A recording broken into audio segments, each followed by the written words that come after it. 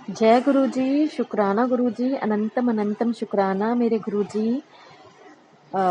ये सत्संग मैं मंत्र जाप से शुरू करना चाहती हूँ। ओम नमः शिवाय शिव जी सदा सहाय, ओम नमः शिवाय गुरु जी सदा सहाय, ओम नमः शिवाय शिव जी सदा सहाय, ओम नमः शिवाय गुरु जी सदा सहाय, ओम नमः शिवाय शिव जी सदा सहाय, ओम नमः शिवाय गुरु जी सदा सहाय। गुरु जी ने कहा है कि 7 दिन देखो लगातार सत्संग शेयर करने हैं, और ये कहने की बात नहीं है, ये महसूस करने की बात है कि गुरु जी की ब्लेसिंग पल पल हर पल हमारे आसपास रहती है, क्योंकि हम महसूस कर सकते हैं, उस चीज़ को महसूस कर सकते हैं। क्या हुआ था सुबह, मुझे एक मैसेज काफ़ी दिनों से आ रहे थे कि तेरे पूरी शरीर में दर्द रहता है, जहाँ जहाँ दर्द रहता है वहाँ वहाँ तिलक, मेरा चरणों से तिलक लेके तिलक लगा। जहाँ जहाँ दर्द है, जैसे सर के बाल भी बहुत झड़ रहे हैं मेरे, बहुत ज़्यादा झड़ रहे हैं, तो गुरुजी ने कहा कि अपने माथे पे तिलक लगा, और जहाँ भी दर्द है तुझे, अगर पेट में दर्द है या पैरों में दर्द है तो तिलक लगाओ।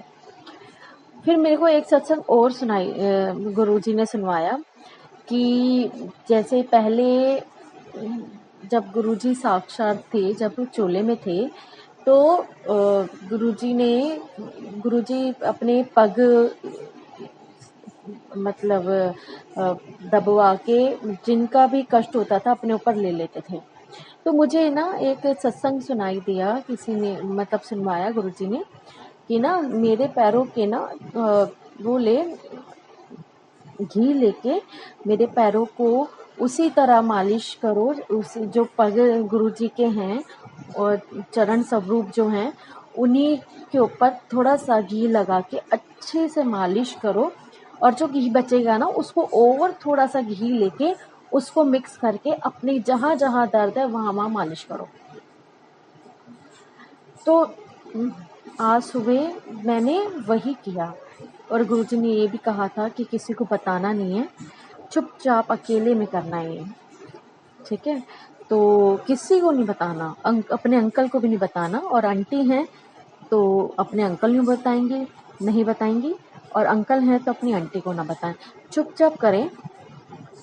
तो मैंने किया आज सुबह, चुपचाप अकेले में थी मैंने कहा मालिश करके फिर मैं थोड़ा सा घी लेके, और फिर मैंने पूरे जहाँ जहाँ मुझे पेन था मैंने वहाँ वहाँ लगाया।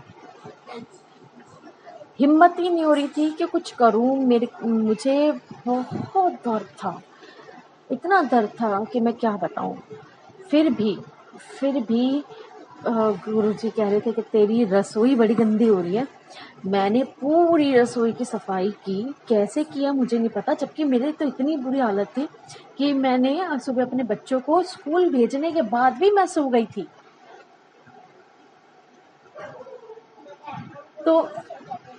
तो मुझे मेरे अंदर नहीं था, मेरे अंदर स्टैमिना नहीं था कि मैं और कुछ करूं, या मेरी हिम्मत ही नहीं थी कि मैं घर का काम भी कैसे करूंगी, मैं ये सोच रही थी।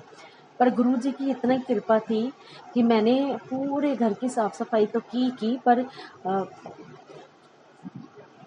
रसोई को भी एकदम क्लीन किया, जैसे जैसे गुरुजी ने इंस्ट्रक्शन दी थी वैसे वैसे मैंने गुरुजी ने करवाया और मैंने किया। मैं गुरुजी से बहुत शुक्राना करती हूँ हर एक बात का, हर एक चीज़ का, क्योंकि उस बीच जब मैंने सत्संग सुनने का वैसे टाइम नहीं मिलता मुझे, और मैं स्पेशल टाइम निकाल भी नहीं पाती, पर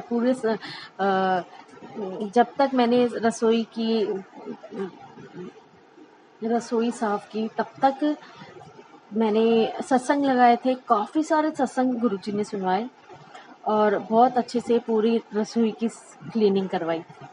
उसके बाद थोड़ी थोड़ी देर बैठती थी, बैठ के फिर मैं खड़ी हो जाती थी कि गुरुजी जल्दी से शक्ति दो, ताकि मैं थोड़ा सा काम रह गया ये भी ख़त्म करूं, और कुछ ही मिनट में मुझे एक ऐसी एनर्जी आती थी कि तू उठ चल कर, और मैं करती और मेरा काम वो फट फट फट फट फट फट खत्म हो जाता था। गुरुजी, जय गुरुजी, शुक्राना गुरुजी। गुरुजी की तो बड़ी ब्लेसिंग है, और अभी तक भी मेरे अंदर इतनी एनर्जी है कि मैं क्या बताऊं, बहुत एनर्जी है। कि मैंने अपना पूरा घर का काम ख़त्म करने के बाद खाना वाना बनाया, सब कुछ किया टोटली। और मैं ट्यूशन भी पढ़ाती हूँ बच्चों को, तो मैंने इस बीच ट्यूशन भी पढ़ाया बच्चों को। तो मैं गुरुजी से बहुत बहुत शुक्राना करती हूँ। गुरुजी, आप मुझे बहुत ब्लेस करते हो, हर पल ब्लेस करते हो, हर क्षण मुझे ब्लेस करते हो।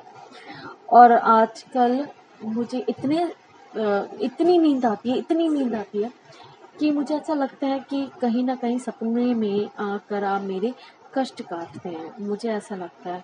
और क्योंकि मैं सपने में, क्योंकि गुरुजी मुझे ना सुनवा देते हैं, सत्संग सुनवा देते हैं, तो मुझे बताते हैं कि सपने में मैं आके तेरे कष्ट काटता हूँ। मुझे सपने याद नहीं रहते, पर मुझे नींद आजकल बहुत आ रही है, तो मुझे ऐसा लगता है। और ये बार बार सत्संग सुनवाते हैं कि मैं सपने में आके तुम्हारे कष्ट काट रहा हूँ। तो मुझे और नींद बहुत आ रही है, पर याद नहीं रहते मुझे सपने अगले दिन के लिए। तो मुझे ये विश्वास है कि गुरुजी मेरे सपने में आके मेरे कष्ट काट रहे हैं, तभी जाके मैं अगले दिन एकदम एक नई एनर्जी के साथ काम शुरू करती हूँ। एक नई एनर्जी के साथ मेरे सारे काम शुरू होते हैं, और एक अलग ही, मतलब अगला दिन ऐसा लगता है कि एक नया दिन है। तो गुरुजी, आपका बहुत बहुत बहुत शुक्राना, अनंतम शुक्राना, आपका हर पल शुक्राना। इसी सत्संग में अगर मेरे से कोई भी भूल चूक हुए तो मुझसे कोई भी अगर कहने में अगर गलती हुई हो तो मुझे माफ़ करना। ये सत्संग हो सकता है किसी संगत के लिए हो कि उसको भी सेम प्रॉब्लम हो रही हो और गुरुजी ने ये सत्संग करवाया हो उनके लिए।